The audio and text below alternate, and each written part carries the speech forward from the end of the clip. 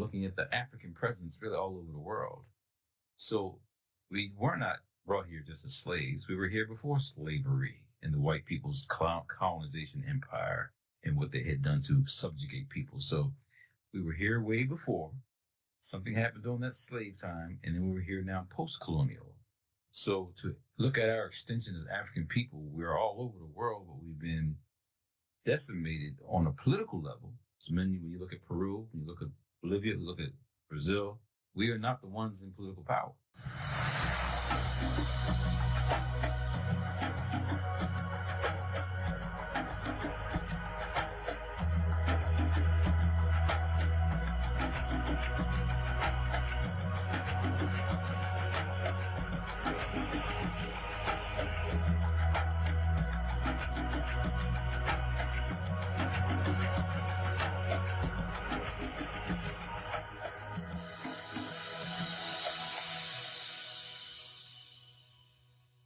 Welcome, everyone, and thank you so much for joining us tonight. We're going to be continuing with our second part with Peru, Heru, and African connections. And the reason why we decided to do a second video from the first video, which Timo did from his trip to Peru, was because he showed me some pictures that reminded me the temple in Tiwanacu and the level where the caritas are. And so I said, maybe we should also speak a little bit about those civilizations as well, not just the Inca, but also prior to the Incas. And one of those civilizations was the civilizations of Tiwanacu in the area where Bolivia is now, and also near Lake Titicaca. So we're going to be covering those areas as well. And so let's begin. So in order for us to be able to go back a little bit before the Incas, we want to bring you to Tiwanacu. This is a city that was long way before the Inca, or what we already are going to be discussing about Cusco. I'm just going to go over a little bit about Tiwanacu. Now, Tiwanacu, as we can see here, it's a city that is located in Bolivia. It's near Lake Titicaca. This was a civilization that was built around 15,000 feet above sea level. And it's also near, like I said, Lake Titicaca. It was one of the highest urban centers ever built. And that city reached its zenith around 500 AD, 1000 AD. And it was about 10,000 people that lived in that area. The city is well known because of the temple that we see here. So this famous temple that is called Tiwanacu, so it's part of the area also, was part of the Aymara civilization. So this civilization was prior to the Inca civilization. Now, when the colonizers first came to the area, this is a drawing by Ephraim Squire in 1877. So this is how they found the gate. It's called the Gateway of the Sun, or La Puerta del Sol. So we're going to see more or less some of the sections in the temple. And so we have there different levels. And so one of the levels of the temple, as you can see, is where they have what they call la caritas, or faces. Now, in this area here, the caritas, or the faces, you can see different races per se. And you can also very clearly can see the negroide faces in this area here. So this is very interesting. So this is me in one of the estelas in Tiwanacu. As you can see, there's also an estela with what they call the staff, with the two báculo en español or in Spanish, which also resembles that we're going to be seeing in a few minutes, the king Viracocha that also holds two staffs. Now, these stelas, as you can see, are also on the same level where the caritas are. So I'm not going to be getting into too many details on each of these slides. I'm just giving you a little bit of a review so that we can understand that prior to the Incas, there was another civilization. And I'm going to also say a little bit about what happened, because this is once they fixed the gateway of the sun, or la Puerta del Sol, they usually have a lot of ceremonies. And so this is a picture of a ceremony that was done back in those days. Again, we can see here the King Viracocha in the Puerta del Sol. And this is why it is called Puerta del Sol, because it was a guide to either astronomy and the studying of the skies, etc. And especially the constellations and all those things. Like you can see, this was 1903, and then when they fix it, and we have it today as 2024 per se, how it is fixed. Now, this other doorway or gateway here is the gateway of the moon. So in that civilization, both the sun and the moon were really important, and were basically more important because of it guided them to learning more about the cosmos, and the seasons served as calendars as well. Now, this is Lake Titicaca over here, and this is me on the pilgrimage, and I'm going to tell you a little bit about the pilgrimage. So Lake Titicaca is between Peru and Bolivia. Tiwanacu is close to Lake Titicaca. Now, a lot of us probably know about Lake Titicaca. We can say it has a surface elevation 12,507 feet. It is said that the civilization of the Tiwanacu or the Aymara people used to come to Lake Titicaca to do rituals or ceremonies. And they would come there also to give offerings to the gods. The Lake Titicaca, there's a legend that is said that the Incas would come down to Lake Titicaca and that area, especially to Tiwanacu, they would do pilgrimage. And so this is a tradition that the Queros, which are direct descendants of the Incas, still believed in. And so it wasn't until recently when one of the Queros, Rolando Paucar, he did the first pilgrimage, bringing back the tradition of the Incas of doing that pilgrimage. And so I was blessed to have the opportunity to partake of that pilgrimage.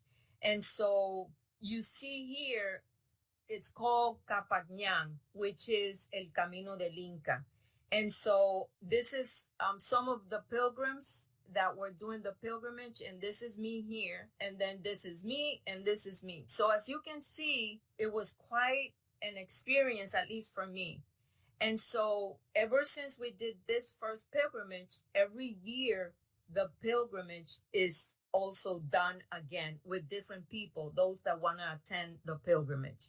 Right across Lake Titicaca, there's this big rock that they built with it, which they gave the name the Gateway of the Gods. Now, this is us, some of the pilgrims also, when we arrived at this area. And so it's very interesting, this area, and it is very sacred according to their traditions, because they say that the gods would walk through that door and they would go into different dimensions. And so the myth says that when you go and stand near the door, you would have certain experiences as far as experiencing experiencing different levels of consciousness. So this is another important site that those that go through that pilgrimage also go through that area. The name of this area is located in the mountain Ayumarca, and the portal it's called Aramo Muru, as we see down here. So this is what the portal is called. Within the Lake Titicaca, there are small islands in the lake. And so I'm going to speak a little bit about the two most important islands. And the first one is the island of the sun. You see on this first drawing of the sun temple, where the mummified body of the Manco Qhapaq came to rest. So that was one of the Incas. And so when we say mummified, just remember that word as we relate some of the things all the way back to Mother Africa. So as you can see, these are some of the things that you would find in the island of the sun. And it is said that in Lake Titicaca, this is where the sun and the moon were born. So here we have the island of the moon. And so that's why they have an island of the moon and an island of the sun, because the moon and the sun were created there, according to the Inca and the Aymara's myth. And so in the moon island, you have, or they found what is called like a non-burial. So a lot of female bones or skeletons were found there. So that's why it is referred to that. It is also the beer god Huiracocha that I mentioned before in the temple of Tiwanacu in La Puerta del Sol, or the son of the gate sun. It said that he was also born here. So a lot has to do with both the old Tiwanacu traditions and Aymara people, and then the Incas, they also continue with some of those traditions. As we can see, there's a myth at the beginning. It kept on saying a story. The natives from around there, they kept saying that there was, a city underneath Titicaca, Lake Titicaca. And so recently, about 10 years ago or a bit more, divers went down there from the University of Belgium and also from Bolivia, being guided by the information of the locals. And they did find a city under the lake. And the most significant site is at Santiago de Ojelaya. They did find more than 10,000 ornaments or vases and a lot of things in golden artifact. And so now Bolivia, the country of Bolivia, is going to create a museum both underwater and above the lake, so that those items that were found underwater will remain there. So as we can see here, I just wanted to bring this little story up about Tiwanacu, which was the civilization, like I said, prior to the Incas. And I'm pretty sure that if we go and study more and actually go and see there, actually, we will be able to find other things that probably will be also connected with what Timo had said in the first episode of this second episode video, just to give you that little information about Tiwanacu. So now pass the time to you, Timo, so that you can continue. So thank you. Yes, that was good for you to explain in English. So you did a very good job. I know if you had to just roll that off of your tongue in Spanish, you would have had the names and say what you had to say a little clearer. But you did an excellent job explaining that in English, because I definitely could not do it in Spanish. So good job there. The lake. So is the lake freshwater? Yes, it is. Mm-hmm. So they use that for their drinking also? They use it for their livelihood? They do, because a lot of the communities do live in the lake, and they even fish. They do fishing, aside from the tourism that now they also do, they have schools. Also, the children go. Some of the children, the little ones, go to schools there. So they have a community in the little island. So they have, like I showed, the little boats. They would go from island to island and do the things that they need to do. Plus, they live there, and they change the surface, or where they live. They keep changing it because of the water. It's very interesting. Very interesting. They're floating islands Mm-hmm. made out of the reeds, the I guess like the fallen trees and things they have. So that, I guess, at some point could be overrun in terms of being flooded. But where you were and what you saw, anything man-made, like the lake itself, do you think it was constructed like that, or water just came and just settled there? No, no. And actually, when we were there at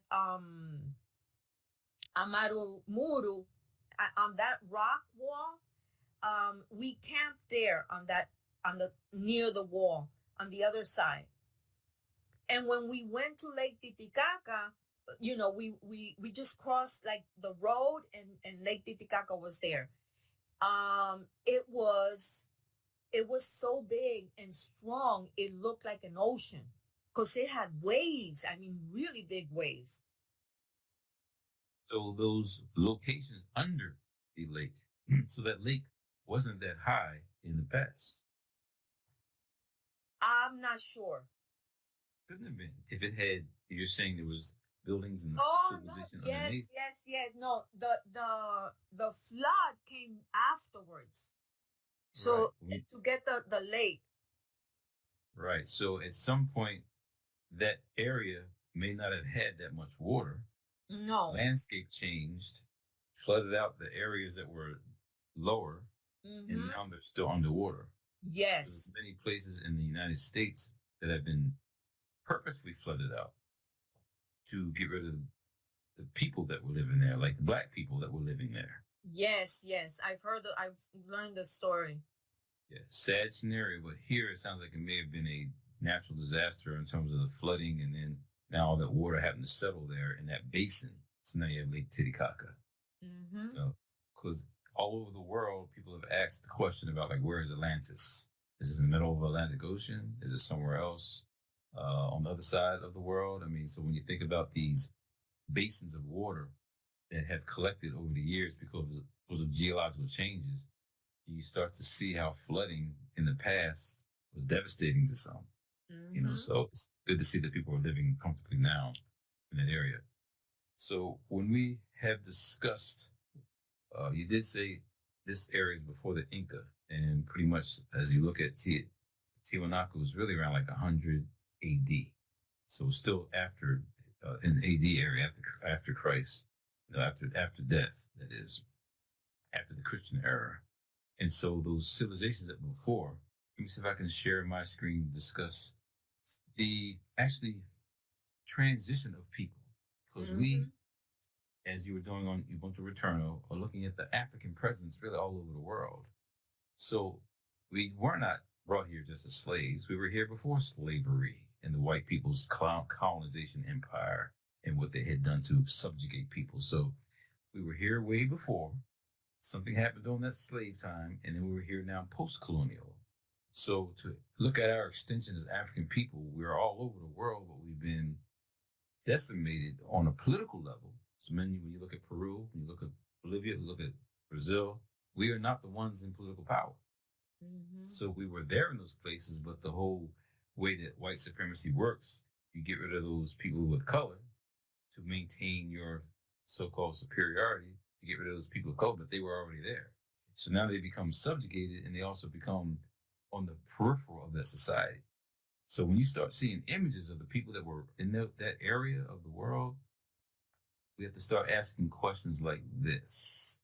The Chavan culture, that's now BC. You just presented what was going on in AD in the area of Bolivia, but as we then go up the South American coast there, in Peru, you had this culture that had these obelisks.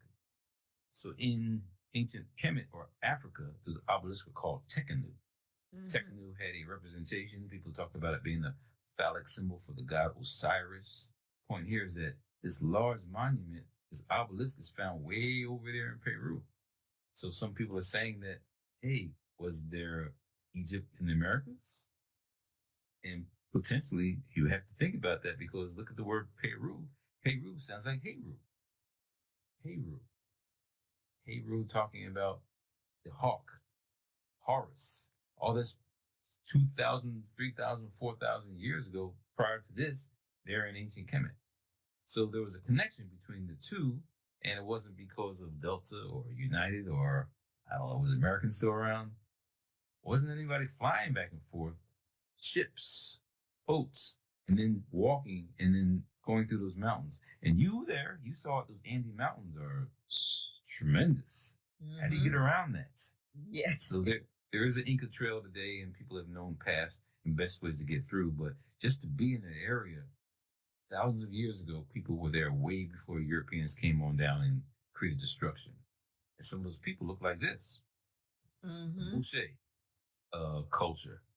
Mm-hmm. Now we're fast forwarding, going from the Savan to the Moshe. But look at this time frame and look at the people there. Mm-hmm. This is not during colonization or something called slavery. No, these people were living in that area. Look at those wide noses. I guess it's to get the air. Now you're telling me there in Tiwanacu was 15,000 feet high in terms of above sea level? 13.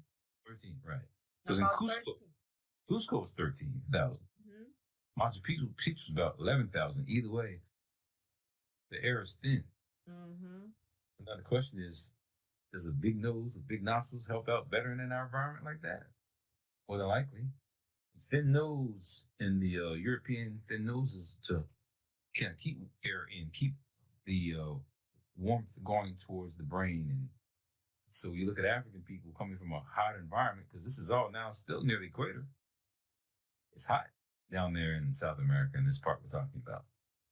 So these people were the images that were now also, again, what? Pre-Inca, right? As we're talking about the Inca, pre-Inca. Yes. Uh-huh. So when we speak of this culture, we find pyramids there in places like Trujillo, mm-hmm. Peru. Pyramids. What are you talking about pyramids? Yes, there's more pyramids there in Peru than there are in ancient Kemet in Africa. And you see that they made them out of different quality material. Like this is more sand-like. That's why it's interesting that area of the world. It doesn't rain much. That's why I was asking about Lake Titicaca, about them living and using that as their source of water. But these people in the past, from what we understand, were masters at irrigation. They knew how best to channel water to where they needed to use it.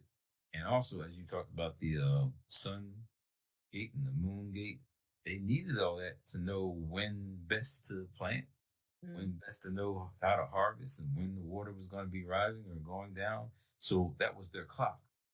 The globe, the universe was their clock. So these pyramids, I'm sure, were built in that for that type of construction. And really, we probably don't know. There's probably some things under those pyramids, caverns and things that are buried. Of course, probably they didn't want us to ever find. We talk about mummies. Yes, you get mummies there in Peru and Bolivia. You get mummies there in ancient Kemet. So the mummification process becomes something very important to preserve life. And so where does that start? Does it start here in the Americas, or does it start over there in ancient Kemet? So when you talked about the pyramids, here's an example of, I can't call it a step pyramid, but pyramids that were there in the city area of Lima. So those pyramids become very important to look at their desire to not just go high and above, but was an extension of what they learned from other places, like over there in ancient Africa, in Kemet. More obelisk. This is no longer Bolivia. It's not just in Lima. This is now in Cusco. So these are constructed to represent and honor the pyramid or some a famous flight. Somebody who was one of the famous people that was a pilot there in Cusco, so they honor him by having this obelisk. I'm not sure the person's name, but this is right outside the airport there in Cusco. So again, another techno, another representation of African people on the other side of the world. As you talked about earlier, with ancient navigation, they didn't just travel from the African side to the going east towards South America. They were also able to maybe travel from the African side going towards like the islands, like Australia and the Micronesian islands. They could have traveled as they went from here in Africa, Red Sea, over here the Indian Ocean, through these particular islands. And then on this side, you then crossing over towards the Pacific and making it over here to South America. So that could have happened that way. Most people talk about people traveling through here in Africa, going up to Europe, going over the Bering Strait right there, and then coming down to North America, and then walking down. Yes, that could have occurred. Walking down. Yes, that could have occurred. But they then may have met up with people who are already there. Like those people we just talked about, the Shavan and the Moshe culture. Those people are already there. And we say these pathways here, we know Ivan Van Sertima in his book called They Came Before Columbus, talking about those Olmec people who were traveling and selling here. So you now have a mixture of people coming from north, coming down, a mixture of people traveling from this direction, a mixture of people that crossed the Pacific and came to the Americas from this side. So with all that connection, you now see why we can say that African people are all over the planet. The Inca Empire you mentioned, it was only from about 1438 to about 1533 AD. So really not a long period of time. That place that's there in red, Cusco, I find it very interesting because there's a book by Mano Ampim called A History of African Civilization. And he talks about a place called Custal in Nubia. It spells Custal, Qustol. Qustul. Custal. Cusco. Cusco means the navel of the world. So the Cusco in Kemet, which was named before this Cusco here, you start to see the connection between African people all over the world. You see Lake Titicaca, as you said, you went there in blue, down there in Bolivia. I didn't make it down that far, but I was right up the street there in Cusco. Probably could have saw it from Machu Picchu, from how far up we were, if you joke about that. But the Andes Mountains are really, really, really high, so that probably did not happen. So Tiwanacu, what you were at, was way down here. You got the Nazca lines. The Nazca lines deal with some ancient ways of how these drawings are in the sands. So it's right here near the coastal area, but Nazca has its own history. How was that done? Was someone up above needing that to know where they were to go to land, come down? Some people say it was more for irrigation. Some of those constructions were built for irrigation. And okay, well, either way, magnanimous constructions there built in the earth. So all this is going on in this side of the world. And many of these things may have happened pre-Inca. And also things have happened after Inca. So Inca were a strong empire. I think the name for the four empires that were collectively together, Tiwanacu, right? You heard of that term? Yeah, Tiwanacu. Tiwanacu. Yeah, so that was the collective nature of all those empires together. Mm-hmm. And then, again, it's just a sad scenario when the conquistadors came down and squashed all that and killed those people. So Inca Empire was only 95 years. In that area of Machu Picchu, they only occupied it about 50. And I'm understanding that some of those places that were built, they were built, and then other people came by and built more on top of that. So the whole construction of Machu Picchu was probably there well before the Inca got there, and they came in and built on top of that. So when you look at some of the constructions, the bottom boulders fit like glue. And then you have some other boulders sit on top of that. people look at different times that they constructed those particular constructions. Cusco was the capital, again, navel of the world. We just mentioned that word. You just said it was Tiwanacu. That's the whole entire empire from Chile on up to Ecuador. About 12 million people. But those millions of people have a history. That was before that.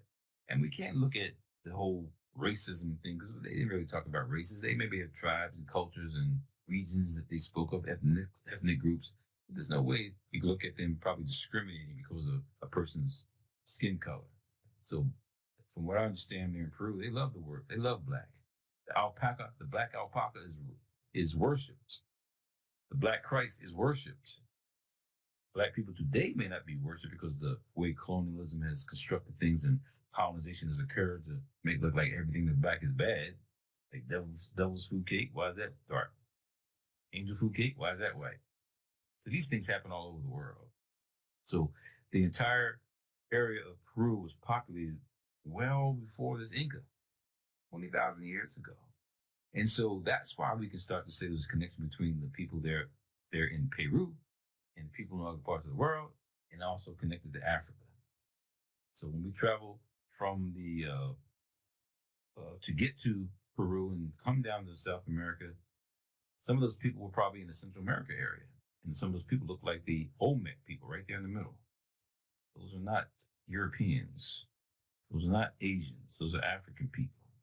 So those African people then became the prelude to what we know about the Mayan Empire and also the Aztec. Those are African people. How did they get there? Well, some of them are already there.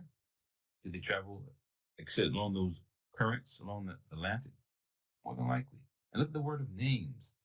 Now, this area right here, that's Pacific Ocean over there. Well, why couldn't it have another name? Somebody named the Pacific Ocean. On the other side of the world is the Atlantic Ocean. Why can't it be the African Ocean? Or the Indian Ocean? Why is that the African Ocean? So everything's dismissed from looking at the black presence anywhere. You think that black people are just waiting on the continent of Africa for white people to come and say, hey, come save me. No, African people are all over the world and having impact all over the world. There in Peru, this river in Cusco, they say this is the feeder for the Amazon River. It's like the Nile River there in Kemet. So it feeds, if you look at the map, it goes up and extends up there through Colombia and going through Brazil, and this feeds the Amazon River. So very important. It's so surprising to see all the lush vegetation when they don't have a lot of rain there in Peru.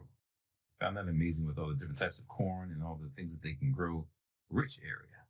So there were periods of, I'm sure, where this river doesn't have water. There's periods where it floods and there's too much water. But they will use the sun and the moon to gauge how they are going to operate in this area of the world. So that Machu Picchu, if you look at the very top of that peak there are people up there as of right now touring that and climbing that mountain. I'm not going up there. So you think about the power of the people in the past to even come up this high to build all this and to see the mountain ranges around, and you're so far up that you probably feel like you're invincible. But even to get the gigantic monuments and the boulders up there, a feat that we cannot understand today. So perhaps there were other people that had different technology that allowed that to happen. Right there in the Machu Picchu area, there's an observatory to know where the sun is going to be coming down, and that gives a presence of the summer solstice, and they know now when to and when not to plant. Changing the seasons. Guess what? It can get cold up in those mountains. You better be prepared for that. You better know how to now operate. If it's going to be too hot, you have to be prepared for that also. So they use the sun and the moon as a way as a clock. They didn't have that watch on their hands and know what time it is. They use the clock to keep track of things. So again, another part of the Machu Picchu area, there's a astronomical area. I don't know how they were using it, but this area was kind of marked for looking at the way some of the stars lined up. So in this winter month, I don't know if you've seen the sun and Venus and Jupiter, Saturn, they're all up there shining brightly some nights. So as they're changing, they're going through their transformations, we're now moving towards springtime. So it has given them, I guess in the past, a sense of knowing what the next step is. Growth is coming, fertile land's coming, and they started to feel good when the change in seasons happened. And then there was a gigantic fortress there in the Cusco, this Peru area, called Sacsayhuaman. So some people say sexy human. Sexy human. That's sexy woman. Sexy woman. Sacsayhuaman. That's the location that has these jagged, you see it there on the left side of the screen, these jagged boulders. You see jagged because it's like made in a zigzag. And this area was so high, I would have gotten hurt trying to run up those steps. It was that tough with that altitude. So if I'm fit now trying to do that, imagine them working in that area. I mean, we can't conceptualize. So when you see those big boulders on the bottom, guess what? Some people may have came along years later and built more on top of it. And that's how history has been made. People building on top of what they have seen before. So this temple is also, I think, the temple of Heru, the temple of the warrior gods. And when you see Heru over in Africa, that's the picture of Heru, I think in the front of the temple of Karnak. The sun, fortress of the royal hawk over there in Peru, and the hawk leading you into the temples there in Africa. So there was a connection. There was certainly some relationships, and the issue is how and when. And when we start looking at languages, and then start to see that, the language kind of connects.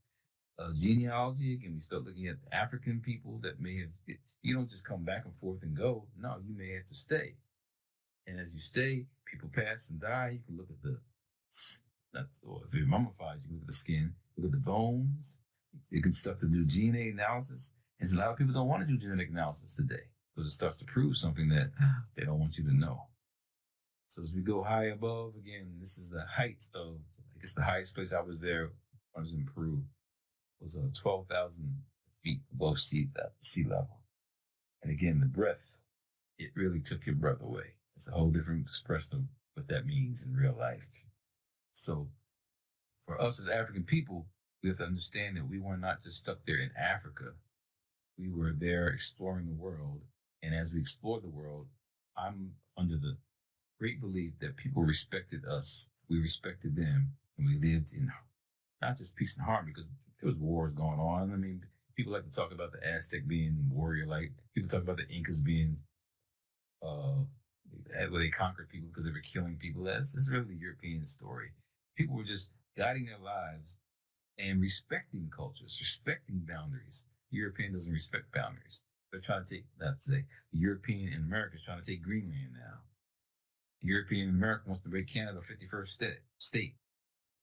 The European now wants to rename the Gulf of Mexico. We're dealing with a mentality that has been problematic for thousands of years. Here we are today, seeing it manifest, creating nothing but disruption in our world. So it's up to us to tell the story not so much differently, tell it unapologetically, to explain that we have to set the record straight, that the world is not centered around paranoid, fearful white people. It is centered around cultures who are built by working together. And that's why, again, I have much respect for you, coming from the Spanish culture and tradition, reaching over to the English language speaking culture and tradition. How do we bind and make this stronger together? So much respect for you for creating this channel. Thank you. Thank you so much. I really appreciate your presentation, the importance, the stories that we have to share. Different communities have different stories, and we might say it one way and they might say it another way.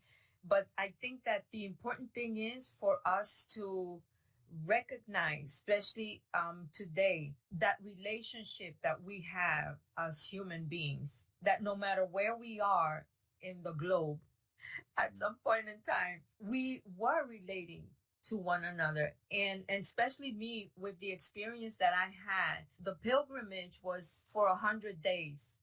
And so that's basically about roughly 3 months. And so wherever we went through, we started off in Marcachea, which is about an hour drive from Cusco. It's further up in the mountain. That's where the Queros are, or their community is. And then we came down through Cusco, and then all the way down. We kept on going down south until we went to that area of Puno, and then we crossed to Bolivia, and then from there we went down to Argentina. And the people, I mean, they were, to me, although we were crossing different borders, you know, but the people were the same, and one of the things that really shocked me was that the more original per se they were, the darker skin they were, you see. And so it's like I kept asking myself, okay, they look different, but they kind of like have my same skin color, you see. And so that's why I was so, when I heard you on the first video of the first episode, I said, oh my goodness, this is such good information that's being brought out there. And then just to bring it together, as far as recognizing that although we might see Machu Picchu and we acknowledge the Incas, they kind of like were the last civilization in that area. So prior to them, like we already saw in the presentation, there were other civilizations. And the Incas, when they first came into that civilization of the Incas, they still recognized Tiwanacu. They recognized the importance of Tiwanaku, and eventually, at some point in time, the two cultures per se came together, and they just became one. And only the Quechua and the Aymara, or the language, was the only thing that really was dividing them, because they were different people, of course. So it's like you and you're there, and I'm here, and you speak English and I speak Spanish, but now I speak also English, so we can communicate each other. But nevertheless, we still have two different languages and are coming together like that. So yeah, so thank you so much for that information. Do you remember? Because you went to many places on that caravan. A place called Yungas, Yungas. Yungas. There's a northern region and southern region. It's like a death trail. This like path around the mountain. But it's called Yungas. Yungus. Yungas, yeah, Yungas. Yungus. It's around what area? Bolivia. In Bolivia, probably close to the Cusco's border. No, because I don't remember that name. So most likely, because we were pinpointing each place where we passed through, and that name doesn't ring a bell for me. Yeah, and probably one of those hidden names, but Renoco Rashidi talks about when he traveled there to Bolivia, he met the youngest people. You said Yungas, but those people were African people, isolated in that area, there in the mountains. And their culture, playing the drums, and of course the language is different, but they called him an African Yankee. He was a black person like them, African, but he dressed differently, but they all looked the same. Mm-hmm. So it was a powerful experience for him to go way up there in the Andes Mountains and place to find these people called the Yungas. There's a book here called First, I guess, Empires. Uh-huh. This is in Portuguese. Yes. All the images of white people. All the images of white people. Yes, it's like I don't understand. I mean, you do understand. That's the point we're making. Yeah. That they will create a world that only they were ever in. Only they created and found these things and did these things, and that can't do them today. But I'm just saying the images, you can't defy what you found in the temples. In King Tut's tomb, a black image, so you can't. They'll just say, "Oh, he just painted him black, but he wasn't black." Come with all kinds of stories, but the images that they create are to act like you never existed, didn't have a culture and a history. So we need people like you writing books like this, talking about your experience there in the Inca world. Mhm. So when we have people that are writing our own books, telling a different story, not worrying about them taking your book out of the library, that's someone else's fear and problem. But the truth will be told. The truth will continue to rise to the earth. So all those places we've gone and we've seen the monuments still standing, that's the testament in itself that we're going to win this war Mhm. against ignorance. Yes, yes. Like we always say here in the channel, ignorance will kill you. Oh, and, my I, goodness. Yeah. and I so much believe that because I mean, look at what we're seeing right now. We're living the situation that we're living because people are not informed. And because of people not being informed, you make can I say the wrong choices? Dumb decisions. Yes, yes, yes. Yes. So, yes, absolutely.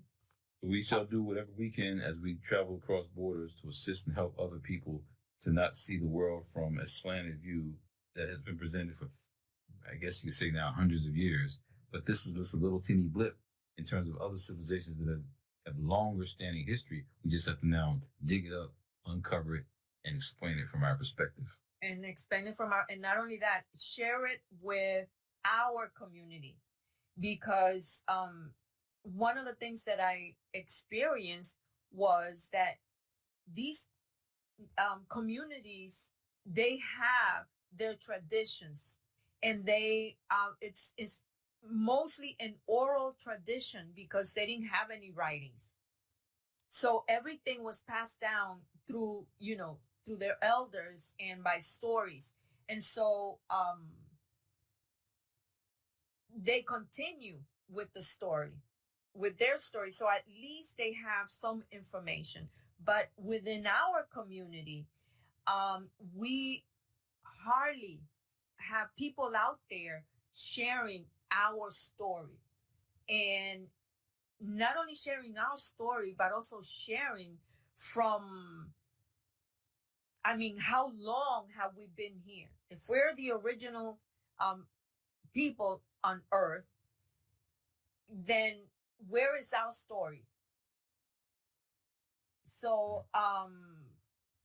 that's what we're doing, and that's what we're trying to do here in the channel, trying to educate our community as far as bringing information. So It was a world before the white man knew how to read and got out of the cave and found a shoe to wear. I mean, we've done things way before they were even in existence. And that's the point we want to make to our people, that we were all over the world doing that, not isolated in one place. mhm. Yes, yes. And now all that they try to erase, and I believe it is up to us to be able to tell our story, because nobody else is going to do it for us. And I'm glad, because that gives us the opportunity to be more assertive as far as, sharing with our people, and creating um, linkage with them wherever they are. And that's why the channel is trying to bring out the information to the Spanish speaking community, um, so that they can also be informed. Because one of the things that I've learned was that all that information is in English, and a lot, I mean, if not 99% of Afro descendants don't speak English. And so, It's a significant point. Yes. mhm. And so they don't know unless, unless they know the language, they're not going to know. And so that's why I think it's so important to be able to get the information out also in Spanish. Brazil is so much bigger than many of the other countries there in South America and other parts of the world. And that's where a lot of African people are. They don't speak Spanish, they speak Portuguese. If you look on the map, you see a bunch of towns, Negro this, Negro that, going through the Brazilian area, the Amazon area. Why they got these black names? What does that mean? Because the black people were there. Mm-hmm. Look at the river. So on the top of South America, coming down and then coming into the interior, you see how they also may have traveled through the rivers and then settled in those locations. But black is all around there. But a lot of people there that are Black don't know anything about Black history and culture because they've been trained to think like the Portuguese. The Dominican Republic trained to speak like the Spanish.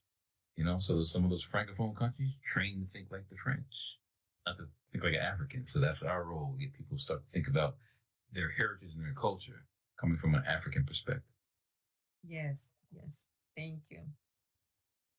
All right. You good? We're good. Thank you so All right. much, Timo. I really appreciate it. Thank you. My pleasure. We'll be back. Okay. Thank you. Bye-bye.